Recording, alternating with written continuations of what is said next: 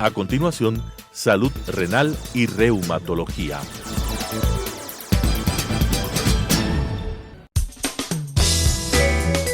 Clasificación A.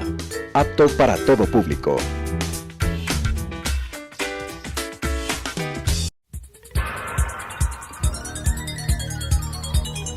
Las opiniones vertidas en este espacio por la producción y dirección del programa son de exclusiva responsabilidad de sus autores y de quienes intervienen en ellos.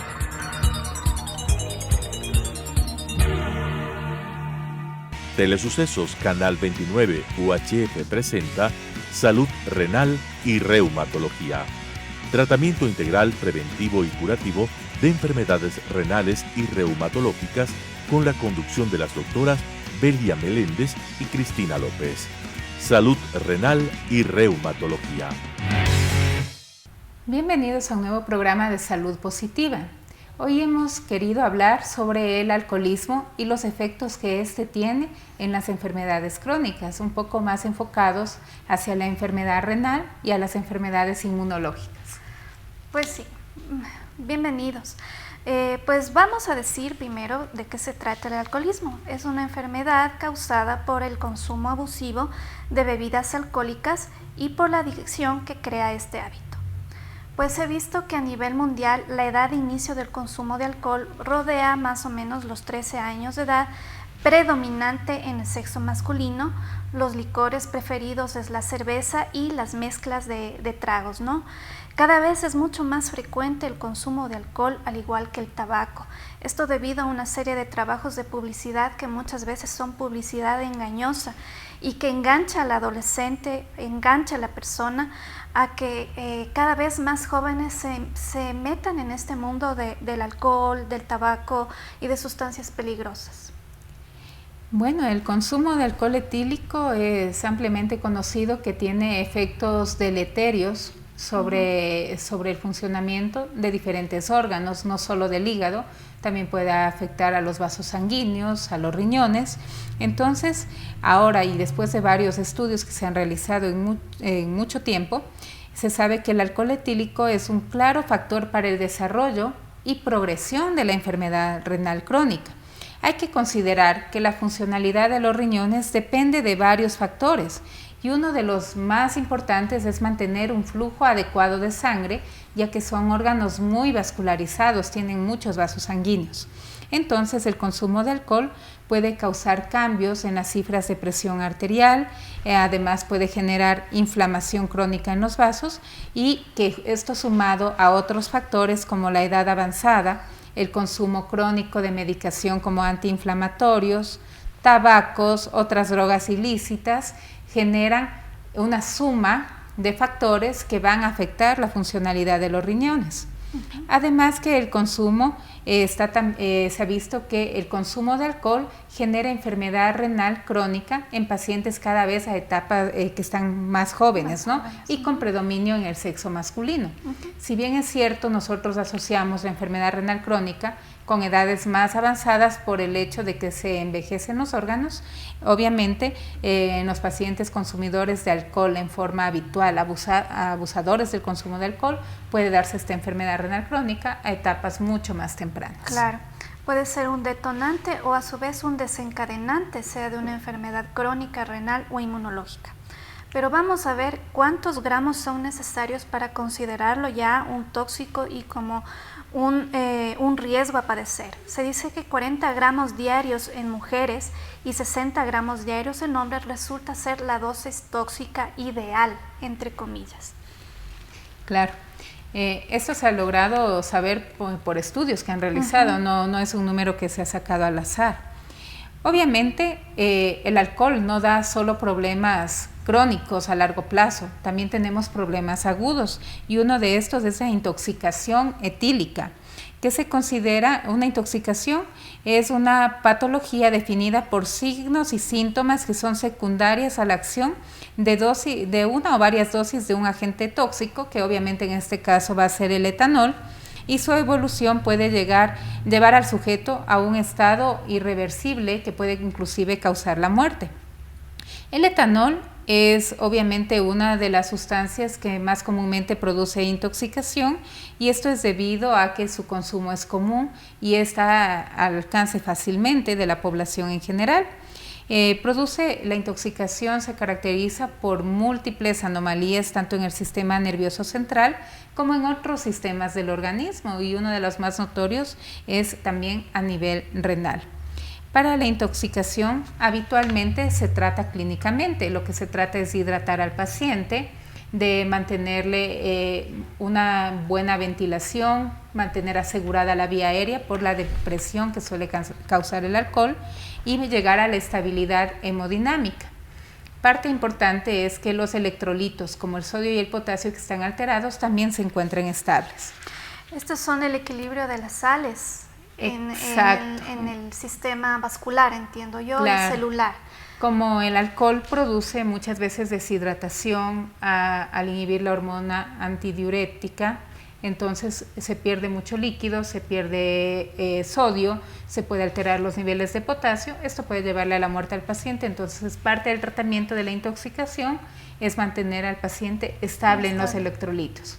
Ahora, en casos mucho más severos que no podemos compensar clínicamente, o sea, con soluciones, con hidratación, con sueros, puede inclusive valorarse la posibilidad de realizar diálisis. Sin embargo, no es una indicación en sí la diálisis, porque claro, no sirve para limpiar en sí el alcohol, sino para dar soporte a la alteración de la función claro, renal. Porque bajo ese lineamiento pues tendríamos las unidades de diálisis llenas de alcohólicos. Claro, entonces no es una indicación que esté formalmente establecida, sino en casos particulares que no se puede compensar al paciente clínicamente. De pronto, para mejorar, que despierte más pronto, que se logre estabilizar más rápido los electrolitos, se puede hacer diálisis, pero no es una indicación en sí, hay que tener otros criterios, ¿no? Ya. Bueno, pero también hay otras patologías que pueden derivarse a partir del consumo excesivo de alcohol. Estas patologías, pues, entre las más comunes son la rabdomiólisis no traumática. Hace algún tiempo tratamos lo que era la rabdomiólisis, ¿no? Vamos a recordar que es la ruptura de la fibra muscular como consecuencia de una alteración en la producción y consumo de energía del músculo. Prácticamente la célula muscular y el músculo se rompen, haciendo que todo lo que estaba dentro de la célula muscular salga al torrente circulatorio, intente salir por el riñón, y como es una molécula un tanto pesada, lo que provoca es un taponamiento del riñón. ¿Cómo sabemos que un paciente está con rabdomiólisis? Pues ya vamos a ver más adelante los signos, y lo más llamativo aquí es el cambio de color en la orina y el dolor que tiene tanto en extremidades superiores o en extremidades inferiores.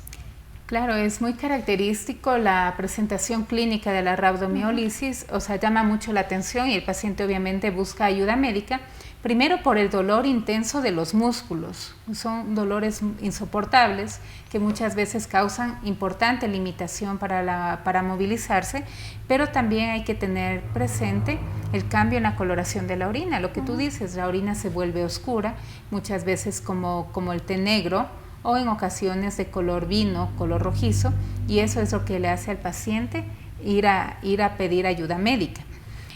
La rabdomiólisis es importante diagnosticarla rápidamente, porque puede ser reversible con una hidratación abundante, con el aporte de bicarbonato. Entonces es importante la identificación. Pero como tú dices, si bien es cierto, hay la rabdomiólisis no traumática, que es por la toxicidad directa, también tenemos el contexto de la rabdomiólisis por isquemia. ¿Qué quiere decir esto? Porque al músculo no le ha llegado la cantidad de sangre suficiente, y las fibras musculares obviamente es como que se mueren, y al morirse se rompen, claro, y liberan todo su contenido al torrente sanguíneo, lo que tú ya mencionaste. ¿Esto por qué se produce? En las personas alcohólicas, porque se quedan muchas veces, disminuye el estado de conciencia, se quedan dormidas en una posición sin moverse sobre una superficie, puede ser dura. Entonces esta área que está comprimida, aplastada, es la que va a sufrir la rabdomiólisis, y además muchos de ellos también se quedan en lugares, por ejemplo, expuestos al sol, lo que incrementa la deshidratación y aumenta a la vez el problema, ¿no? Así es. Pues esta situación de la rabdomiólisis no traumática sí es frecuente en los pacientes ya con alcoholismos severos, ¿no? Porque ellos son el ir y venir de las salas de emergencia donde ya se les conoce, ¿no? ¿Recuerdas cuando éramos internas, teníamos un flujo de gente conocida ya en las emergencias del hospital público, ¿no? Muchos pacientes con insuficiencia renal comienzan a preguntarse si pueden o no pueden beber alcohol. Esto pensaríamos que pues no se pregunta, pero sí se pregunta. Y mucho. Y mucho. La respuesta obvia a esta interrogante es que no, porque debido a la toxicidad que presenta el etanol, sumado a que la paciente habitualmente toma muchos fármacos, es una polifarmacia, toma varios medicamentos para su enfermedad de base, para la hipertensión, para la enfermedad inmunológica, a esto le asociamos alcohol, pues vamos a tener efectos serios y efectos indeseables. De igual manera, pacientes que son diabéticos, aquí no solamente se va a descompensar su enfermedad renal, sino en sí su diabetes, lo cual ya se considera bastante serio, ¿no? Siempre lo ideal es, pese a que usted sepa que no debe tomar, pregunte a su médico y pregunte las razones para que esté convencido de que el alcohol no es bueno para su salud. Entre las interacciones más comunes tenemos el alcohol con la aspirina y el paracetamol. Estas pueden provocar un grave daño sobre el hígado, pues estos son medicamentos que pasan por el hígado y pues lo sobrecargan y puede llevar a una insuficiencia hepática. El alcohol más la aspirina va a provocar sangrado gástrico, pues es muy complicado, ¿no?, en aquellos pacientes que tienen hipertensión y que toman alcohol, que esta presión arterial se controle debido a la presencia de tantos tóxicos por el alcohol y de los mismos medicamentos, ¿no?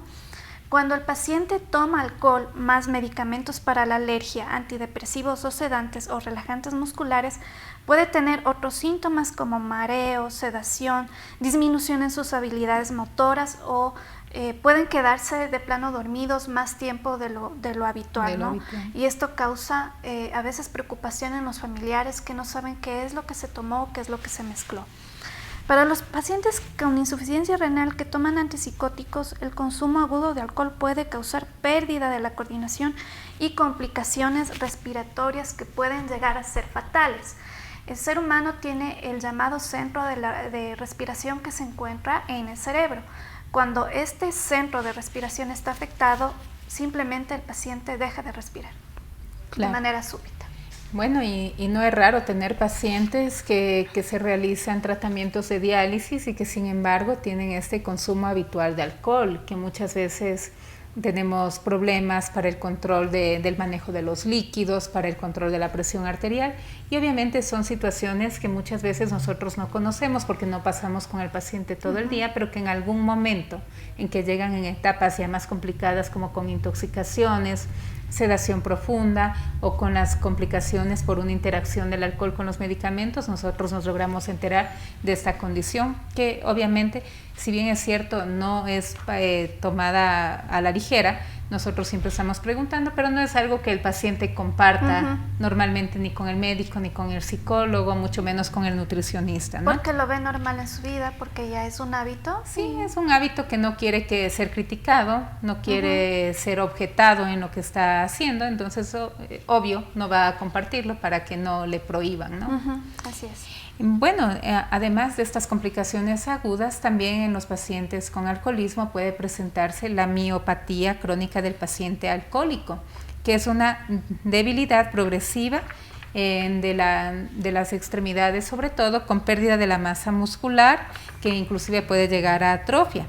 Esto puede acompañarse de dolores intensos de origen neurogénico por una polineuropatía periférica crónica, pero junto al papel tóxico del alcohol, aquí también se han visto involucradas situaciones nutricionales como una mala ingesta de alimentos, una baja ingesta de proteínas, además las alteraciones electrolíticas, a esto sumado los procesos de isquemia por compresión que tiene el paciente, y obviamente el diagnóstico tiene que basarse en la clínica con una buena historia, el abordaje, el saber el consumo de alcohol del paciente. Se puede también realizar una electromiografía e inclusive una biopsia muscular. El tratamiento, ¿cuál va a ser? La suspensión del consumo de alcohol, obviamente la abstinencia. Esto es difícil lograr en los pacientes, sin embargo hay que procurarlo y trabajar en conjunto con apoyo psicológico e intervención, y también obviamente tener un buen aporte nutricional, mejorar la condición clínica en general del paciente y la hidratación, ¿no? Muchos pacientes alcohólicos se refugian en el decir que una copa de vino al día es buena para la circulación, o se inventan cosas que realmente no tienen fundamento. Claro, alguno. Si bien es cierto, hay la recomendación de que una copa de vino puede servir como un buen protector a nivel cardiovascular, pero es una copa de vino. Si ya vamos al exceso y que no toman habitual en nuestra población, no es habitual el consumo de vino. Tenemos que habitual son los licores artesanales, como las puntas. Son más tóxicos. Son las puntas, los licores de caña puros, la cerveza también. Entonces, por ese lado estamos que no están realizando ninguna protección a nivel cardiovascular. Así es. Bueno, entre otras cosas, la toma crónica de alcohol también va a inhibir la respuesta inmune, lo que riesgosamente ocasiona que las enfermedades autoinmunes o surjan o se empeoren, ¿sí? Entonces, en el caso del lupus eritematoso sistémico, lo que ocurre principalmente es que irrita a la célula nerviosa, provocando que la paciente o el paciente tenga ciertos signos ya que son evidentes, como el dolor de cabeza, el mareo, la dificultad para concentrarse, disminución en el sueño. Entonces, muchas veces nosotros pensamos que es la enfermedad de base, decimos son manifestaciones de un neurolupus, pero al hacer más profundamente la historia nos damos cuenta que el paciente o la paciente está bebiendo. Entonces, por ahí nosotros ya debemos saber encaminar a este individuo. Claro. Hay que recordar siempre los efectos inflamatorios que tiene el alcohol y cómo afecta a los vasos sanguíneos, sobre todo a los de pequeño tamaño, que son los terminales, ¿no? Los que van al corazón, a la retina, a los riñones, a las partes distales de las extremidades.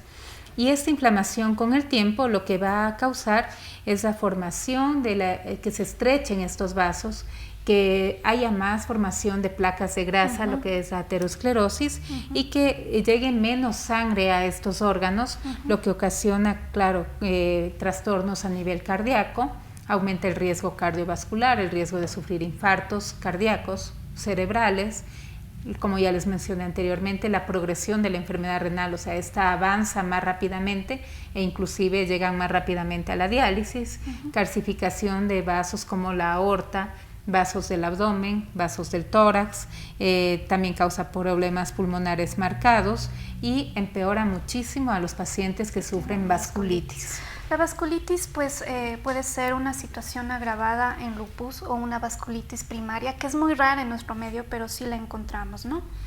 En el caso de otra enfermedad como la artritis reumatoide, en la cual se caracteriza por el daño de las articulaciones, pues el alcohol lo que provoca es una irritación en la membrana sinovial de la articulación, generando que se formen más vasos sanguíneos más pequeñitos, y a su vez esta articulación se va a hinchar y va a estar llena de líquido siempre. El paciente tomador, el paciente alcohólico, vive en un estado inflamatorio persistente, y es lo que nosotros queremos evitar en las enfermedades inmunológicas, que usted esté inflamado, pero si toma alcohol no nos está ayudando mucho en nuestra labor.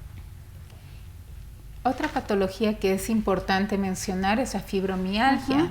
La fibromialgia es una patología donde el dolor es la característica principal. Es la vida del paciente, ¿no? Es un dolor que es muy difícil de manejar y que en pacientes que tienen este diagnóstico de fibromialgia y consumen alcohol, obviamente este va a empeorar los síntomas dolorosos y también los síntomas de depresión y ansiedad que suelen acompañar a esta patología.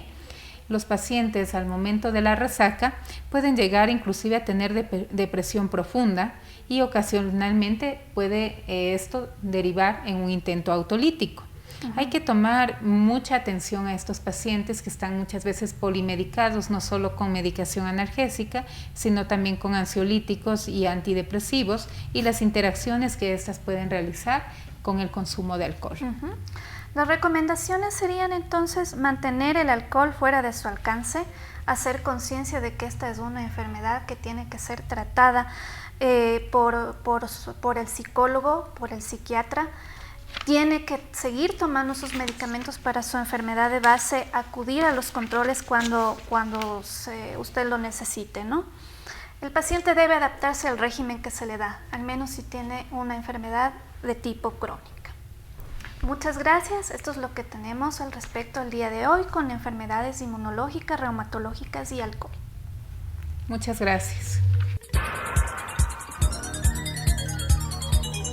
Las opiniones vertidas en este espacio por la producción y dirección del programa son de exclusiva responsabilidad de sus autores y de quienes intervienen en ellos.